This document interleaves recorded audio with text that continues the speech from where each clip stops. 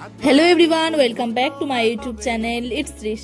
দিদির বিয়ের পর দিদি ওই বাড়ি থাকায় দিদির সাথে আমাদের সেই রকম ভাবে দেখা হয়নি, দাদার সাথেও দেখা হয়নি অবশ্য।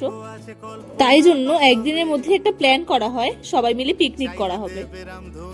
যেই দিন দিদিরা এসেছিল সেই দিন আমরা গিয়েছিলাম দিদিদের বাড়িতে। সেই দিন রান্নার প্রায় পুরো দায়িত্বেই ছিল দাদা। প্রথমেই তো আমার ভাইকে দেখতে পেলে, সেদিন বোনের পড়া থাকায় বোন আমাদের সাথে যায়নি পিকনিকে।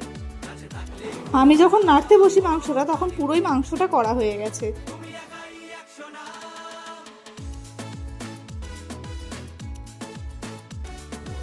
সেই দিন আমি, বোন, দিদি আমরা সবাই ছিলাম খাবার আর নাচের দায়িত্বে। জল দেওয়ার কেউ ছিল না বলে বোনই এই দায়িত্বটা পালন করে। তারপর সবকিছু কমপ্লিট করে আমাদের স্টার্ট হয় আমাদের নাচ। যাই হোক, এতটুকু আমার ভিডিওটা ভালো লাগে লাইক, কমেন্ট, শেয়ার, সাবস্ক্রাইব করে দেবো। বাই, দেখা যাবে পরের ভিডিওতে।